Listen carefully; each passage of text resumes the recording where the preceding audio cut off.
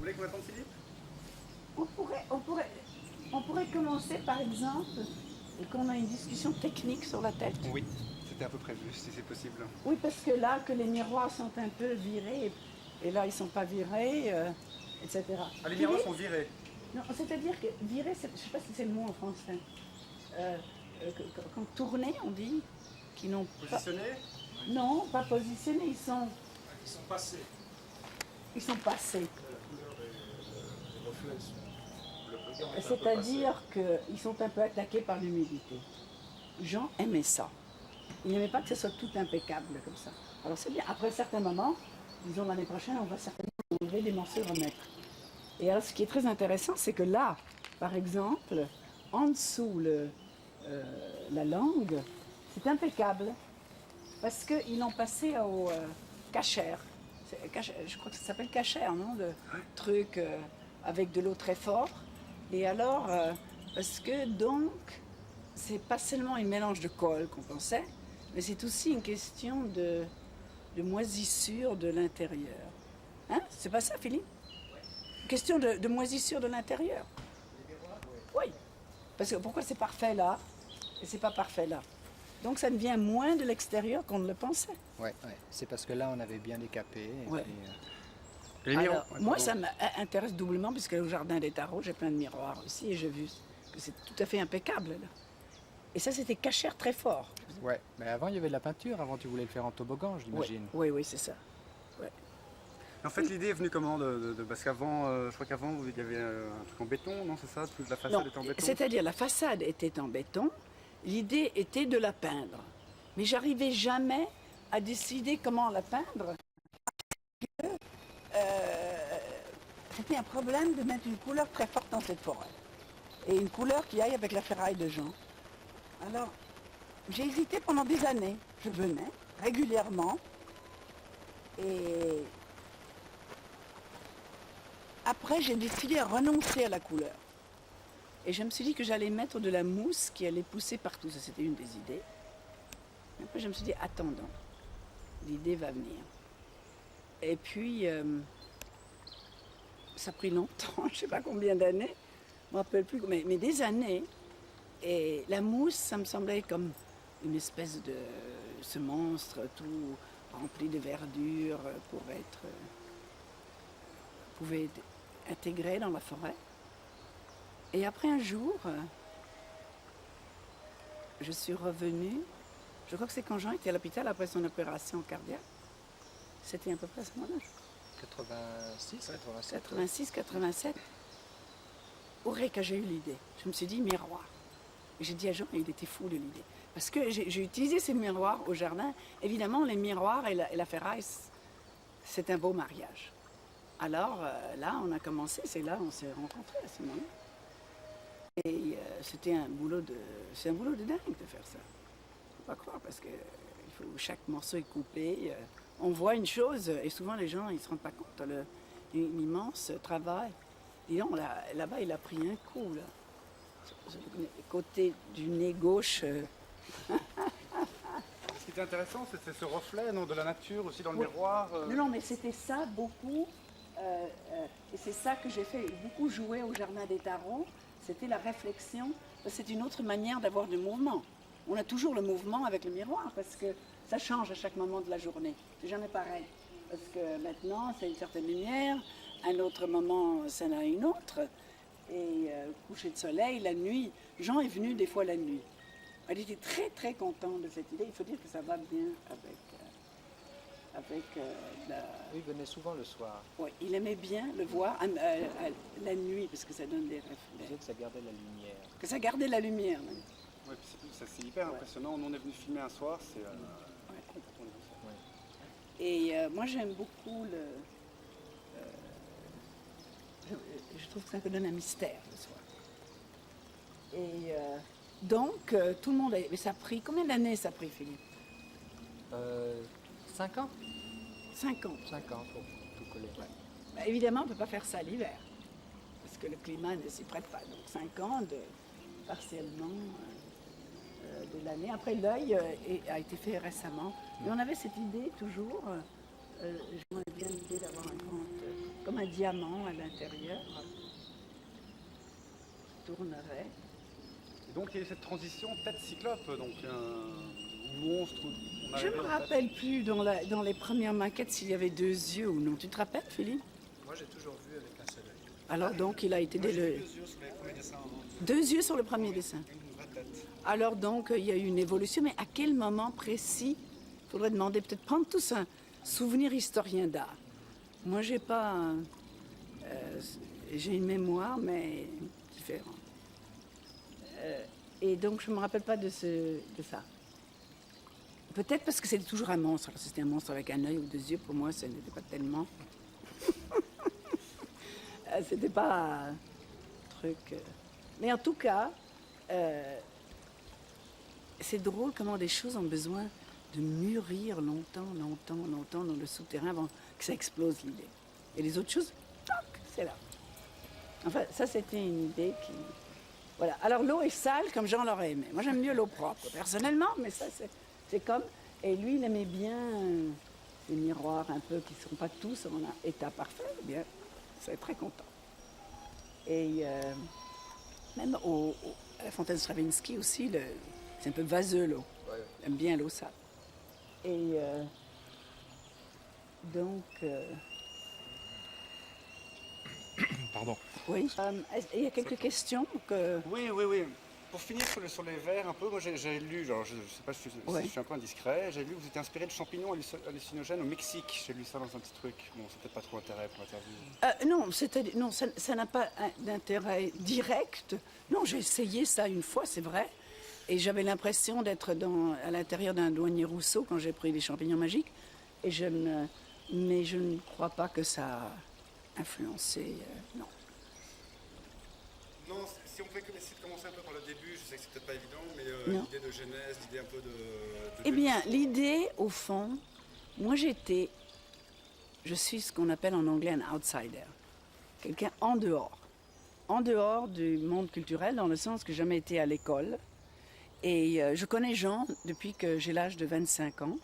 Et on était pendant des longues années amis, copains, camarades.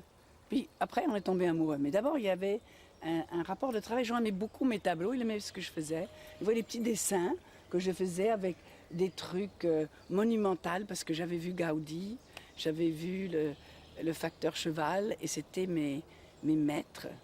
Et un jour, je me rappelle, j'ai dit à Jean, il y a un artiste qui est mieux que toi. Il m'a dit, c'est qui celui-là? Et alors, j'ai dit, c'est le facteur cheval. Il m'a dit, je ne connais pas ce con-là. Il m'a dit, allons le voir. Je lui ai dit, bon, très bien. Puis on est allé le voir ensemble, on a pris la voiture. Puis il a dit, t'as raison. Il était très, très impressionné parce qu'on avait des grandes discussions sur l'art. Et Jean, à ce moment-là, il était pour l'art intégré dans la société. Moi, j'étais pour l'art en dehors. Peut-être parce que j'étais déjà, au début, quelqu'un en dehors de la société. J'ai déjà été en j'étais... Bon. Alors, donc, de là est né... Et moi, au fond, j'avais toujours cette idée, depuis que j'ai vu Gaudi, de faire... Très premier à commencer, moi j'ai commencé le jardin beaucoup plus tard. Et j'en étais premier à faire son œuvre monumentale. Mais j'ai su depuis une chose... au fond, quand on a commencé, c'était avec grand enthousiasme, secrètement. Il fallait le consentement du maire. Alors on avait beaucoup de chance parce que le maire, j'ai beaucoup de reconnaissance pour lui. Le maire qui s'appelait M. Clovis, eh bien, il était aussi le transporteur d'art. Il amenait les choses de Jean et moi à Paris dans son camion. Et il aimait bien l'art. Il s'était habitué à nous, à notre ambiance et à notre travail. Et puis il aimait bien Cocteau aussi. Alors quand on lui a dit qu'est-ce qu'on voulait faire, il a dit écoutez, je n'ai pas le droit. Je ne vais pas vous donner la permission, mais allez-y. Et je le regarde, je ferme les yeux. Alors quand même, il y a des fois des gens très courageux. Et c'est grâce à lui qu'on a pu faire ça. On a acheté les terrains. Et contrairement à ce que beaucoup de gens pensent, parce que la donation a été donnée par les Deménil à l'État, mais c'est parce que Jean lisait Pezzolozzi, qui était un philosophe qui a écrit L'unique et sa propriété. Et donc il croyait qu'il faut donner aux plus riches. Et il ne voulait pas que les artistes qu'on demandait pendant ce qu'on voulait profiter d'eux. Mais en vérité, ces gens et moi qui ont acheté les terrains, sauf un petit bout qui a été acheté par les démunis. Et nous les avons donnés aux démunis. Alors, et c'est nous qui avons tout financé. Ils nous ont jamais donné un sou, on leur a jamais demandé non plus. Mais c'était autofinancé. Je trouve que c'est très important que les gens savent qu'on a, chaque fois que ils vendaient des sculptures, on mettait l'argent dedans. Moi, je me rappelle une fois que j'avais vendu ma première grande sculpture et on m'avait donné 50 000 francs et j'étais tellement contente, j'ai trouvé ça formidable. J'avais décidé de donner ça pour la tête à Jean.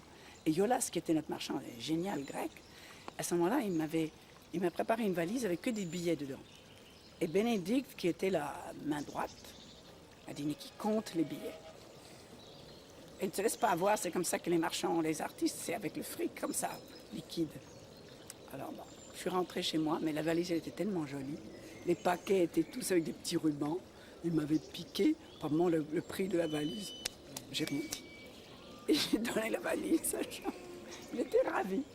Mais ça c'était... Alors, donc on a contribué, nous, et les amis, par exemple, Marina et Michel de Grèce ont financé le wagon. C'est-à-dire, Jean leur a fait une lampe. Et l'argent de la lampe, on a mis au wagon. Claude Renard a financé le béton de la tête. Alors, il y a eu des gens qui ont aidé en échange de sculptures. Et Jackie Money aussi a une lampe de Jean qu'elle a fait. Il y a plusieurs personnes qui ont aidé. C'était la manière... Et c'était amusant de le faire comme ça. Au fond, c'est bien de ne pas avoir un grand financier derrière vous, parce que, c'est-à-dire, ça s'est fait organiquement. On avait du fric, alors on continuait le travail, on n'avait pas, on s'arrêtait un peu. C'était très amusant, c'était dans la grande liberté. On n'avait aucune idée de ce qui nous attendait, tous les emmerdements et tous les pépins après. Parce qu'il y a une chose que ma belle-fille m'a dit, qui connaît bien l'histoire de l'art. Elisabeth m'a dit, ne te plains pas avec tous les pépins que tu as, parce que c'est tous les œuvres qui sont en dehors de la société, qui sont des trucs à part, ont toujours des histoires quelque part maudites. Ils ont toujours des pépins, des problèmes, un refus d'une part de la société à un moment.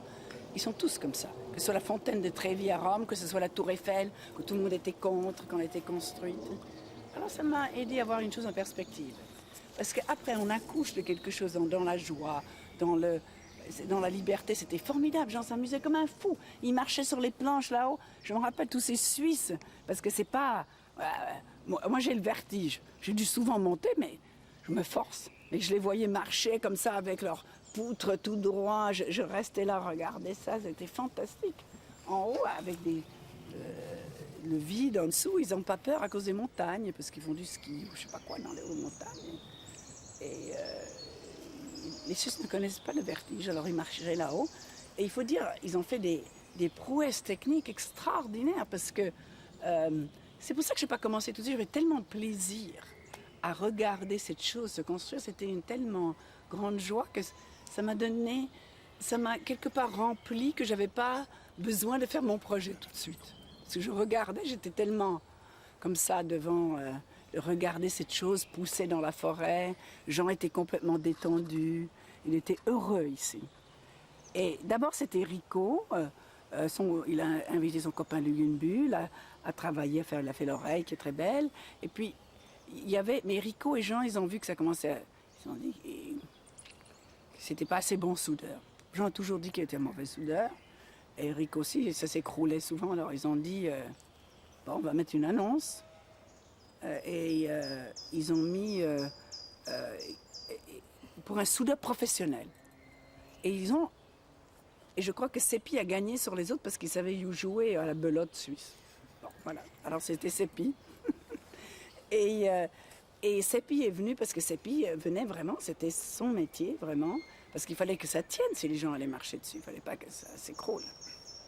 Et c'était le moment, tout ça s'est bien joué ensemble, parce que Rico, qui est un artiste, a toujours été artiste, et il a continué à travailler pendant un bon bout de temps, mais après il s'est éloigné pour faire son propre art et se concentrer totalement là-dessus. Alors, donc tout ça, il y a eu des différents participants, et Seppi a vraiment travaillé le plus longtemps de tout le monde sur cette œuvre. Et vraiment, c'est un bonheur de venir. J'avais une joie, jusqu'à un moment où les Vandales ont commencé à prendre possession d'ici. Alors là, il y a eu Jean, il s'est constitué en guerrier.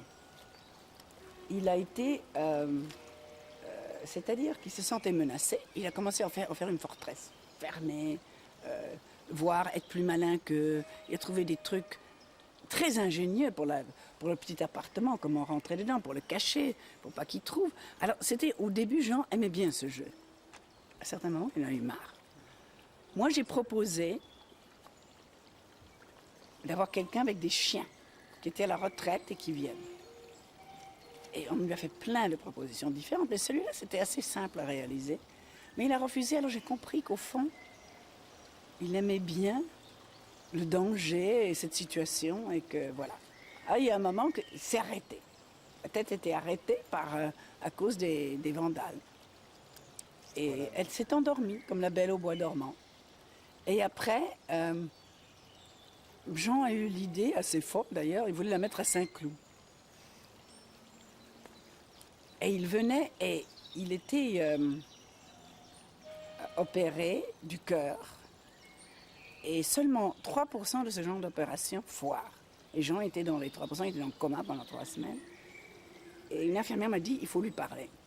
Et puisque je savais qu'il était très préoccupé à ce moment-là, de nouveau par la tête. C'était revenu une des choses les plus importantes. Alors j'ai commencé à lui parler vraiment de la tête et de tout ça. Et à ce moment-là, j'ai... je crois, est-ce qu'on l'avait déjà donné à l'État français ou non? Je ne m'en rappelle plus. Non, ce n'était pas encore donné à l'État.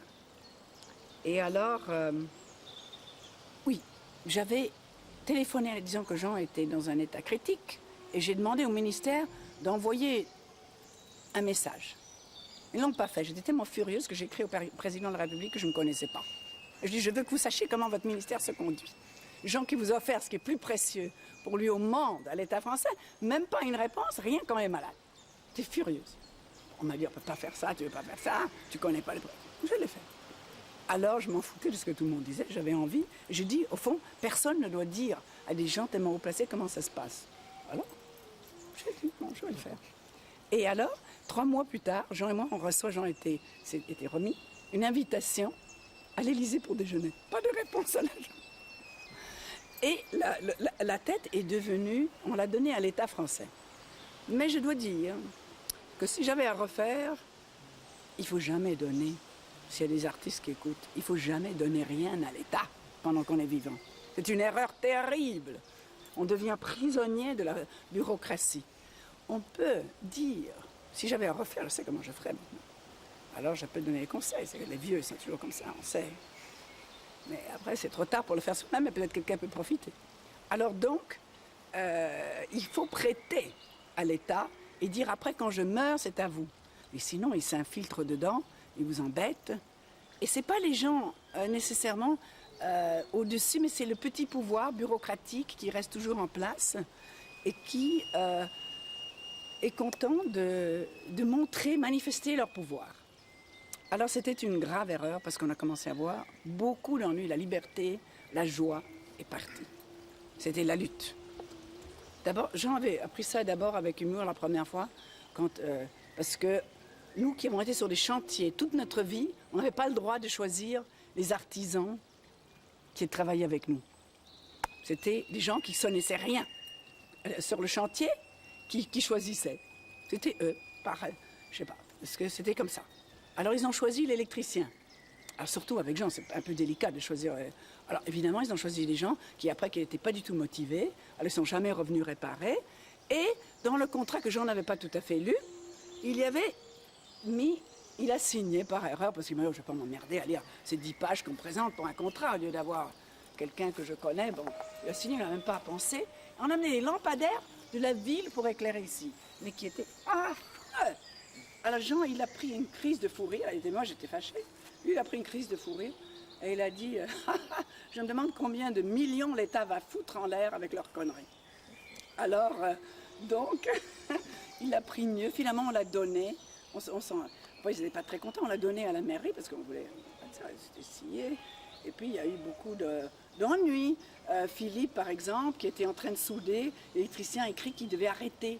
Non mais je veux dire, on était pris dans une machinerie infernale que je ne connaissais pas, qui est la bureaucratie qui arrête tout. Si ça va mal ici aujourd'hui en France, je peux vous dire pourquoi. Parce que j'en ai eu un peu, parce que il faut être en péril. On est quand même des bêtes de la forêt. Il ne faut pas toujours être assuré dans son boulot, qui va continuer toujours. Il faut avoir un peu de danger, parce que sinon on devient vraiment... on parle. Alors, il y avait des meetings dans la tête. Ils nous rendaient... Philippe et moi, on a presque fait des dépressions nerveuses. C'était quand Jean n'était plus là, parce qu'il ne savait que parler. Il ne savait pas prendre des actions, il ne savait pas décider. Tiens, on fait ça, on y va. Allons-y les gars, on y va avec celui-là parce qu'il est motivé, on y va avec l'autre, on y va avec... Non, il fallait parler. Et je me rappelle une fois, Philippe Bouveret avait une exposition formidable, c'était sa première grande exposition à Paris. On a un ordre du ministère, il faut venir tout de suite à la tête. C'était le jour qu'il accrochait. Il savait parfaitement qu'il accrochait. Mais c'est une question de petit pouvoir pour s'amuser. Alors ils ont dit, Philippe, tu dois venir. Je dis, Philippe, n'y va pas. Je t'en supplie, n'y va pas. Envoie Yann, parce que tu verras que c'est encore une connerie. Il est venu, c'était pour rien. Le jour de son accrochage. Alors moi, je vais vous dire, jeunes artistes, ne donnez pas à l'État. Surtout pas. Parce que c'est de la catastrophe. C'est rentrer dans le piège terrible. C'était comme rentrer dans un cauchemar. Parce qu'ils ne savaient que parler. Terrible. Et moi, je suis quelqu'un d'action. On fait les choses, on y va, on les règle, et il faut travailler avec des gens motivés. Mais en plus, ils n'étaient pas motivés, ces gens. Qu'est-ce que c'était cette folie dans la tête, dans la forêt? Ils n'avaient rien à foutre. Ils aimaient mieux des tableaux qu'on pouvait contrôler. Les folies ne sont pas faites pour les fonctionnaires. C'est ça qu'il faut comprendre. Alors, il va faire... Bon. Donc, on a beaucoup souffert avec toute cette histoire. Et moi, Jean m'avait laissé son droit moral. Merci, Madame Saint-Phal. Alors, non, tous ces ennuis sont arrivés et Jean n'était pas là, évidemment, pour nous aider. Et Jean m'avait légué son droit moral. Et puis, les autres artistes ne venaient jamais. À ce moment-là, ils sont venus au début, quand ils ont fait leur truc. Mais après, on était seuls. Philippe et moi, Sépi, on était seuls avec toute la chose sur le dos. On savait ce que Jean avait dit. Mais à un moment, je me suis mis tellement en rage que j'ai dit avec Philippe, on a décidé qu'il fallait jeter le chapeau. C'est dit comment l'expression? Oui, non, mais c'est en anglais, mais comment est-ce qu'on dit en français? Ah, pas, bon, quoi? Jacques Toubon, il aime bien l'anglais en ce moment. Ça. Ah non. Alors jeter... interdit de parler en anglais. Ah oui, c'est... Là, ça va être coupé. Non, en tout cas... Et ce qui est drôle, il y a un tel décalage entre les intentions des gens qui sont plus haut gradés dans les ministères et ceux qui sont des fonctionnaires, que, au fond, c'est les fonctionnaires qui règnent. C'est ça la vérité qui est triste. Parce que même si les autres, ils étaient vraiment pour la tête, mais on n'arrivait pas à bouger ni rien faire. Alors j'ai jeté... je me suis dit, bon, les autres, les Suisses ne sont pas là pour nous aider, les autres artistes ne sont pas là pour nous aider, c'est pas de leur faute, ils avaient chacun leur vie, ils n'étaient pas Hitler non plus, j'ai pas du tout une blâme. Mais je dis, on était là avec cette chose, avec cette responsabilité, que Jean avait quand même maintes fois manifesté qu'il voulait le finir, puisqu'il avait voulu donner à Saint-Cloud. Et qu'après, le président de la République a décidé que non, parce qu'il aimait l'arbre, qui dépassait de l'autre côté, cet arbre ici.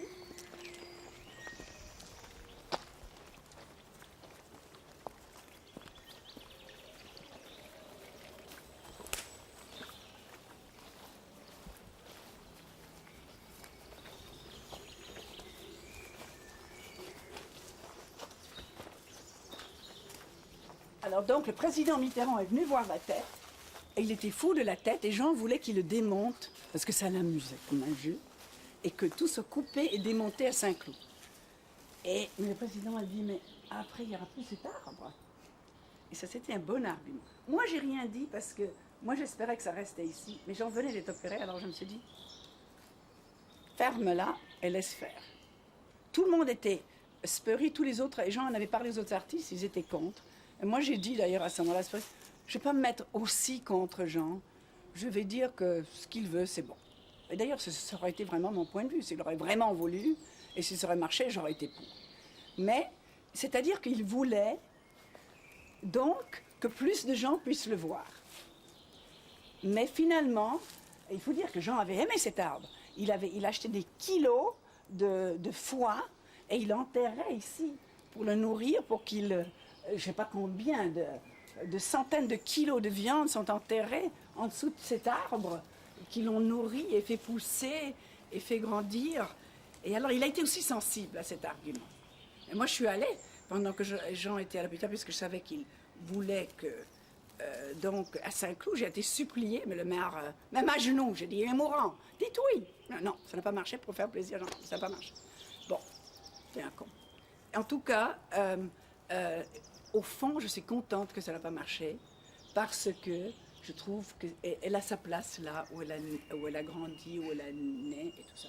Donc je dis ça parce qu'il y a des gens aujourd'hui qui disent que Jean aurait voulu qu'on la finisse pas, mais ce n'est pas vrai. Jean avait le désir qu'elle fonctionne avec le public toujours. Puisque sinon, il n'aurait pas été... La dernière lettre qu'on a trouvée dans la chambre de Jean, c'était, il écrivait au président de la République disant qu'il était très très content et honoré qu'il allait l'inaugurer. Alors, c'est la dernière lettre. Donc, Jean avait, sa vraie volonté était que cette tête soit livrée au public. Donc, moi, je me sentais, puisqu'il m'avait donné le droit moral, comme moi j'avais donné à lui, on s'était fait les mêmes mutuels testaments, puisqu'on avait une confiance absolue l'un dans l'autre, même si on ne vivait plus ensemble depuis de longues années. Eh bien, j'ai senti que la tâche était plus forte que moi. Moi, je ne pouvais pas lutter contre les fonctionnaires. Et là, si c'était plus fort que moi, il n'y avait rien à faire. Alors, je me suis dit, je ne vais pas finir à l'asile à cause de ça. Alors, j'ai écrit au ministère et j'ai dit, j'arrête. J'utilise mon pouvoir pour arrêter tous les travaux dans la tête. Bon, alors là, ça fait un certain effet, bien sûr. Et puis, ils ont réfléchi, et puis ça a attiré l'attention aux gens plus en haut, qui sont, très souvent, c'est pas de mauvaise volonté, mais ils sont très occupés par plein de choses. Alors, les choses sont déléguées. Et donc, François Barret, qui était très pour la tête, mais comme je dis, il y a trop de discrépances entre les pouvoirs et les gens qui exécutent et tout ça. Alors il a eu l'excellente idée de demander à Pontus Sultan, qui a suivi l'œuvre de Jean, de finir la tête. Alors je dis, très bien. Et j'ai même donné le droit moral de Jean à Pontus, parce que j'ai pensé que lui, il pourrait mieux combattre ces gens ayant été non seulement le fidèle admirateur et aussi celui qui a suivi, il a même été choisir dans la forêt. Il a suivi dès le début, il a dû venir des centaines de fois ici. Celui qui connaissait beaucoup mieux que tout le monde et toutes les intentions de Jean.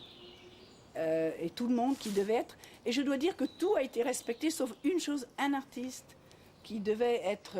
César n'est pas encore dedans, mais il sera, compression. Et il y a encore un artiste écossais, Pontus a essayé d'avoir 4 fois, et c'est Philippe Bouveret qui a fait que Jean admirait beaucoup son œuvre, on en a acheté plusieurs pièces, qu'il a fait à sa place. Mais disons que Jean était très content de ça, puisqu'il aimait beaucoup Philippe et son œuvre. Et donc, c'est la seule chose qui a été changée dans toutes les choses que Jean a fait. Et au fond, il fallait un curateur pour faire ça. Parce que nous, les artistes, alors il nous fallait, nous, on a été très contents. Et depuis là, c'est lui qui a mené la bagarre bien. Et c'est grâce à lui que ça puisse... j'ai appris beaucoup de toute cette histoire. Alors, au fond, hélas, on apprend tous les ennuis qu'on a. Et au fond, il ne faut pas... on avait voulu faire bien, mais il aurait fallu faire appel tout de suite à Pontus et savoir qu'on ne pouvait pas, que c'était une bataille perdante. Mais je ne savais pas qu'est-ce que c'était l'administration, j'ai jamais eu à faire. Alors, donc, après ça, dans les meetings pour la tête, quand on allait à des meetings, je me rappelle, il y avait au moins 100 personnes en meeting. Pontus, ils avaient peur de nous. Alors, mon Suédois, qui s'est tapé sur la table, dès qu'il est venu, il y en avait 3, ils ont tous disparu. Et chaque fois, quand il y avait les meetings avant, quand Philippe, Sépi ou moi, on disait quelque chose, c'était pas dans les notes. C'était rayé. On n'avait pas le droit à la parole. C'était seulement ce que eux, ils avaient dit. Mais c'était même au point qu'on avait dit qu'il ne faut pas venir. Je me rappelle très bien. Qu'on avait dit tous, il ne faut pas venir, parce que j'ai quand même une certaine expérience. J'ai fait le Golem à Jérusalem avec, en 60, 72, 71. Alors, c'est des expériences de chantier qui datent depuis très très longtemps. Et donc, je savais qu'il ne faut pas faire venir les gens pour la sécurité avant. Alors, on disait quelque chose. Et la semaine après, ils ont envoyé les gens de sécurité qui ont dit il faut couper ceci, cette partie de la sculpture. Il faut le faire quand tout est prêt, il ne faut pas l'heure. Donc, c'était presque un jeu de torture pour nous. Parce qu'il y avait un manque de respect total. Et je ne sais pas comment on peut insérer ça. Je dis tout ça parce que j'espère que ça peut changer quelque chose. Moi, je crois toujours qu'on peut tout changer. Et je suis très optimiste. Alors donc, je dis toutes ces choses, pas pour dénoncer des gens, mais dans l'espoir qu'on peut changer, avoir une autre attitude, trouver des moyens, faire venir, au fond, des gens de l'extérieur pour des projets spéciaux, avoir des autres avis, donner un dynamisme à l'intérieur de ces ministères sclérosés. Pas toujours travailler à huis clos avec les mêmes gens, qui ont des différents chefs, qui restent là tout le temps, qui n'ont jamais aucun danger, ne sont jamais mis en cause. Et je veux dire, il devrait y avoir des autres gens de l'extérieur. Et alors donc je dis ça parce que j'espère que pour le prochain qui va faire, parce que chaque génération fait des choses, eh bien il va profiter de ce que j'ai dit et qu'il ne va pas donner trop envie. Ou peut-être en attendant, peut-être le ministère va écouter et en dire « Tiens, c'est dommage, ça aurait pu se passer différemment. Faisons différemment pour le... » Mais il faut dire une chose, les gens n'aiment pas la liberté. C'est une statue ici, c'est vraiment une statue de la liberté. Et alors, ça provoque profondément, ça dérange. Et je crois que c'est pour ça qu'on a eu aussi cette réponse, parce qu'au fond, ils n'aimaient pas tellement qu'on leur a dit de s'occuper de cette œuvre. Ils auraient préféré un truc encadré, qu'on met quelque part. Et je crois qu'il y a à l'intérieur de ces... Il y a quelque chose de subversif dans ces projets. Il y a quelque chose de... qui dérange. Et alors, c'est la réponse à la dynamicité même de l'œuvre et l'étrangeté de l'œuvre. Et maintenant, je dois dire qu'aujourd'hui, je suis très très heureuse parce que, et j'étais aussi très triste quand il y a eu l'ouverture du Cyclope. Je crois que d'autres ont senti ça aussi parce que, au fond, même avec tous ces ennuis, elle échappait. C'est comme on voit un enfant qui va se marier, on est très heureux et on est très triste aussi. Alors il y a une espèce de douleur de la voir partir et bonheur qu'elle allait suivre